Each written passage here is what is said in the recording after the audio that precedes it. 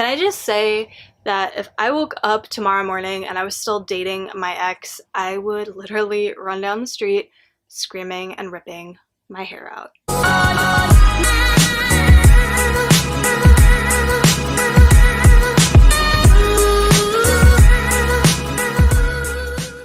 What's up guys, welcome back to my channel, or welcome if you're new. My name's Scarlett. Thank you so much for being here wherever you're watching from.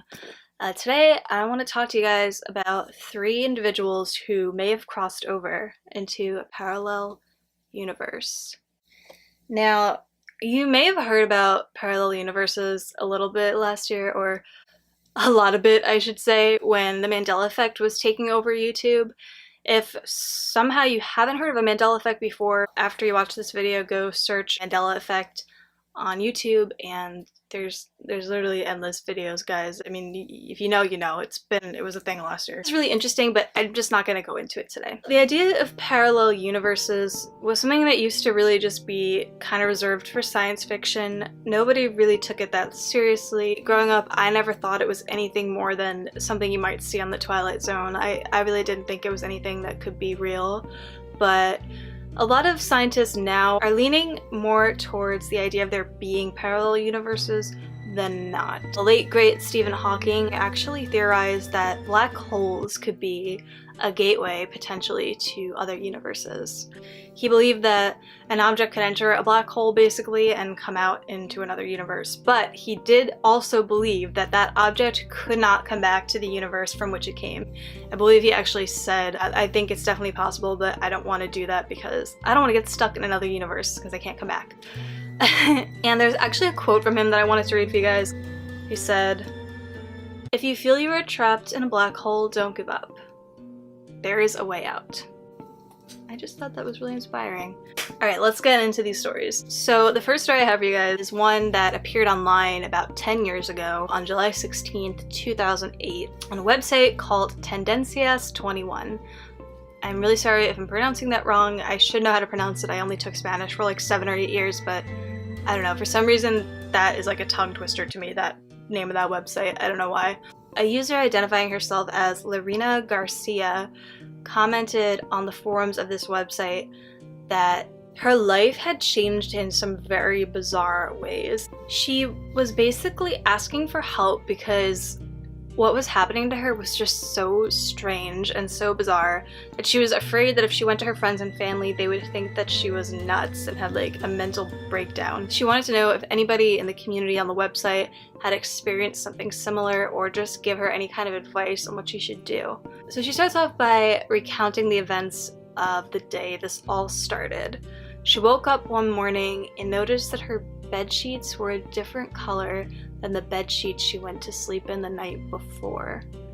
Now, she thought this was strange. She did notice it right away, but she didn't really have time to think about it because she had to go to work and she was, you know, trying to rush to get ready. But she's like, I'll think about this later. She gets dressed, gets ready, goes out the door, down to her car, drives to her office. That's when things start getting really weird. She gets to her job. She has her own office with her name on it, but when she gets there, the name on the office door is someone else's name. At this point, Lorena is still kind of trying to think logically. She's like, okay, maybe I got off on the wrong floor somehow. So she turns around and goes back to the elevator to check the floor that she's on. She's on the right floor. She goes to her company directory and looks up her name and finds that she's working in a different department for a person she never even met. It's a person, like, she doesn't recognize the name, not even that she never met them. She doesn't know who they are. She never heard of them. At this point, she's like, okay, you know what? This is getting to be a little too much for me. I need to go home. She tells everyone she's sick and takes a personal day and goes home. Things start getting even weirder. Apparently, in this world that she was now in, her boyfriend that she broke up with months and months and months ago was now her boyfriend again. And the guy that she was dating after she broke up with this guy just didn't even exist. Like, he was not part of this world. No sign of him anywhere. She couldn't reach him. No one knew who he was. Like, he just was gone. Like, he never ever was there. Can I just say that if I woke up tomorrow morning and I was still dating my ex, I would literally run down the street screaming and ripping my hair out. Disclaimer, not all of my exes are bad, but there's just one. Anyone who knows me that watches this, you know which one it is. Okay, not good news. Moving on. She did notice that like bigger things had stayed the same, like newspaper headlines from the day before. Her ID was the same, but a lot of personal details were different. Another thing that was weird was she remembered her sister had surgery on her arm recently, but her sister, like her arm wasn't in a cast or anything, it was perfectly fine. And none of her family members knew what she was talking about when she brought this up. They were like, what are you talking about? You're being weird. Which is, I guess, why she's asking for help from strangers on the internet. So Lavina eventually is like, okay, you know, something medically has to be wrong with me. This just doesn't make any sense. I can't come up with any explanation for this. She goes to the doctor, and they do all kinds of tests on her. All the tests come back perfectly normal. Medically speaking, she's healthy. The story pretty much ends there. I mean, we never really get any kind of resolution, don't know what happened to this woman. Like I said, this appeared online 10 years ago, and since then the post has either been deleted or taken down or removed by the original poster. It's gone, it just disappeared. I guess we'll never know. So now on to the second story, and this story is actually my personal favorite. It's the one out of all the stories I'm going to be telling you guys today I feel is the most realistic. Like, if I had to pick one out of these that's definitely true, I would put my money on this one. This story appeared in a 1956 issue of Fate magazine. This takes place in Chicago in 1934. A woman named Miriam Golding and her fiance entered a music store to do some shopping. And it was really crowded and busy in there. It was like a really happening hot place. They get into an elevator to go to the next level, which is what you do in an elevator. They were like packed in this elevator like sardines, and it was just like crazy busy. And because, I guess, of all the commotion and it being so crowded, the elevator got to the next floor and the doors opened. Miriam just got off prematurely. She didn't realize it was the wrong floor. And when she realized her mistake, she turned around to get back in the elevator, and the doors were already closing because none of the bastards held the doors for her, not even her fiance. Like, Miriam, girl, what are you doing? Like, do better. You can do better. She's, you know, pissed off, and she's like, all right, I'll get the next one. It's fine. She looks around and realizes that she's in a busy train station. Like, how is there a train station on the second floor of a music shop? Like how does that make sense? It doesn't at all, obviously. So Miriam's like, okay. She sees an information booth. She goes up to the woman in the information booth and she tries to ask for help.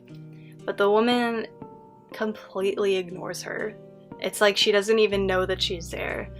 And at first Miriam's annoyed, but then she realizes, like I said, this place is busy. And she realizes that, like, all the other people walking around don't seem to know that she's there either. Not one person even remotely, like, looks in her direction or anything. She's obviously really weirded out by this. She ends up following a series of signs that take her to the street outside. I should mention here that when they went into the music store, it was a fall day in Chicago, and Chicago's windy and chilly and crisp. When she exited the train station onto the street outside, it was like a beautiful, hot summer's day, and it didn't look like Chicago.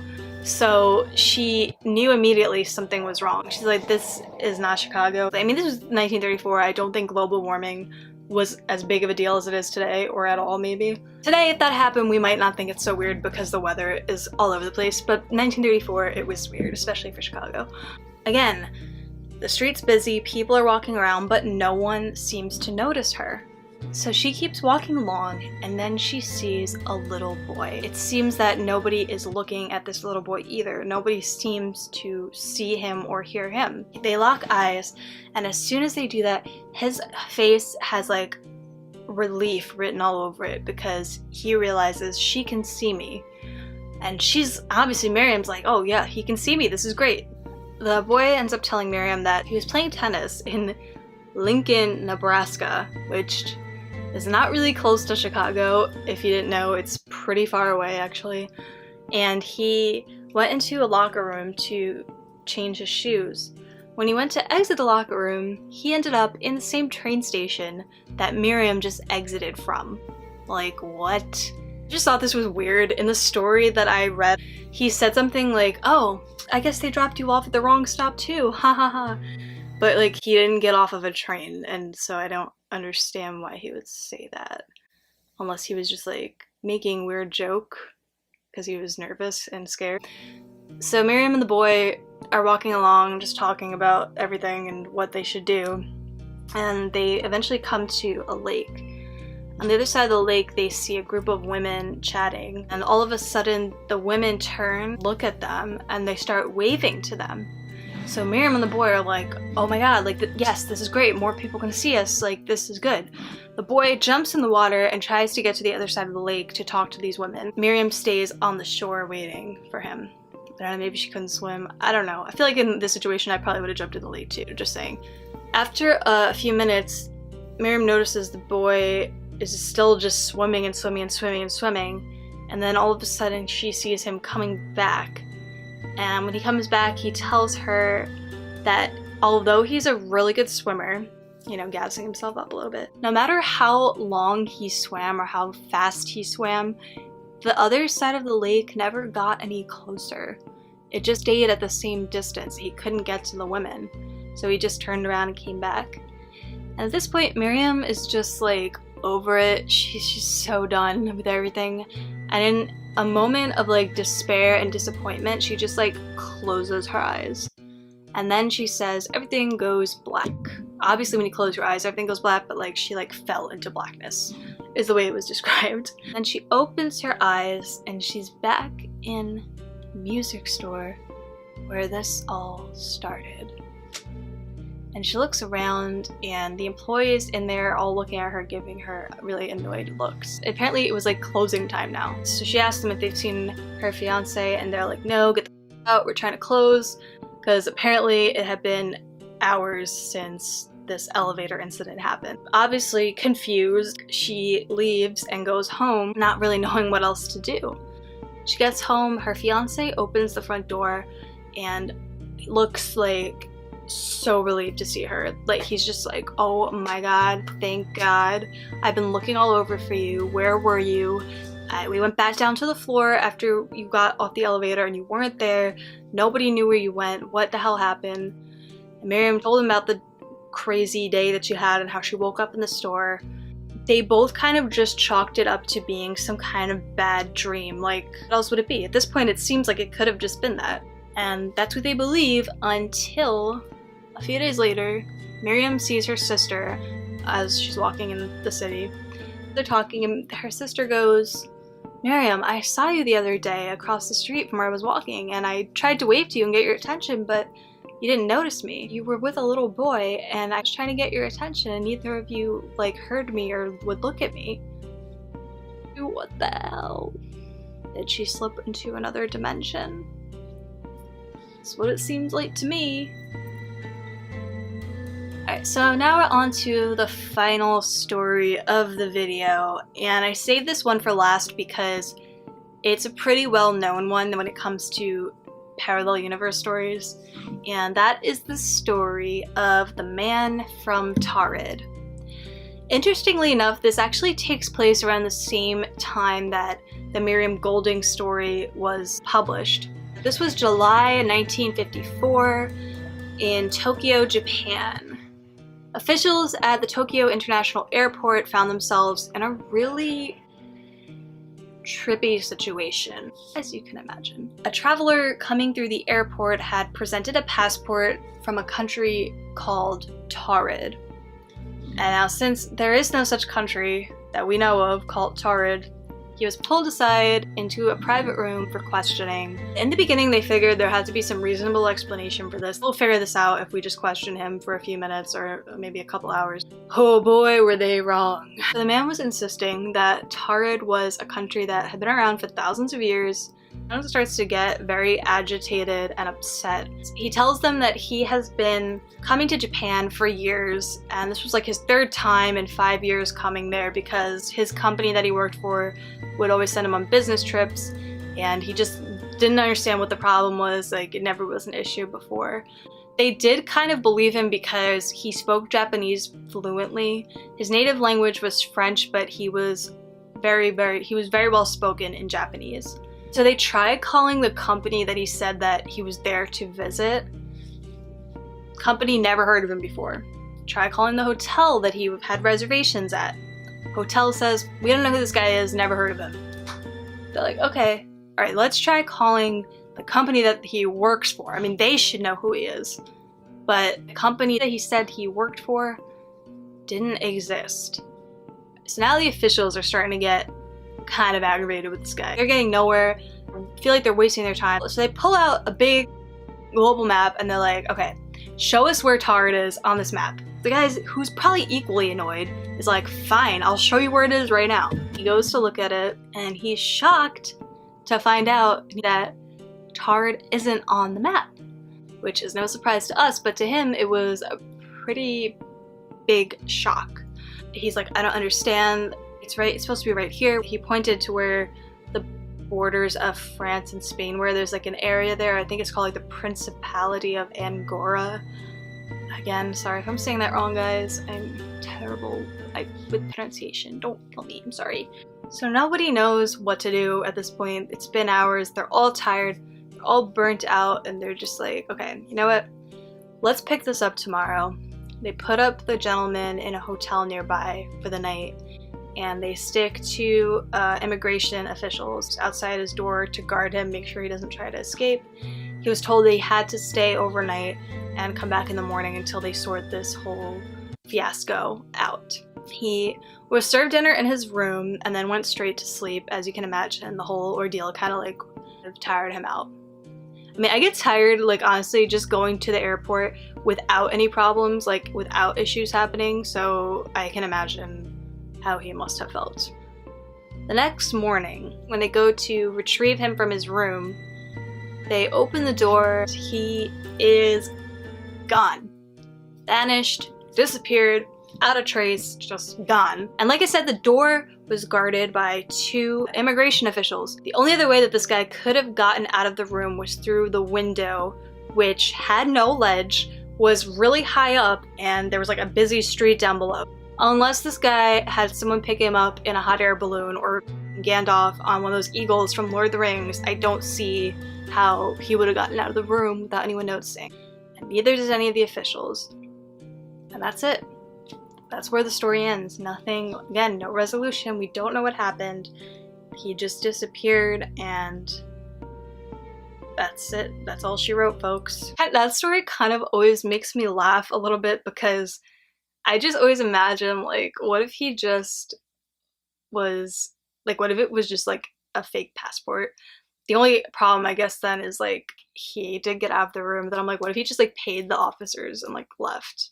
And then the idea of him just, like, flipping out everybody, like, anyone who's ever worked in customer service knows what I'm talking about. Like, I can just picture, like, that kind of customer, like, I'm a businessman. What is the problem? There's never been a problem before. And meanwhile, like, your country doesn't exist, dude. Like, what the hell? Although if it was real, I guess he would be justified in being upset, but I don't know, guys. What do you think? Like I said, I think the Miriam Golding story is the most plausible. For some reason, I just feel like it is. I don't know. I just have that feeling about it. But that's just me. Let me know what you guys think. Have you guys heard any other stories like this? Because I'm almost thinking about doing like another, like a part 2 to this video, because there's a few more that I've heard. If you guys want me to do another video on it, let me know. I've also heard stories about people that had strange like losses of time, like things like that, like, or like they felt like they were traveling for like hours and then like they got home and it was like 5 minutes later. Let me know in the comments if you want me to do a part 2 on this video, because I have a few more stories if you want to hear them. Anyway, that's it for today, guys. I hope you enjoyed the video. If you did, please give me a thumbs up. It helps me out a lot and I really would appreciate it. And if you haven't already hit the subscribe button, you should definitely go ahead and do that, because I have plenty more videos coming your way if you subscribe. And yeah, thank you again so much for watching, and I hope to see you in the next one. Thanks. Bye.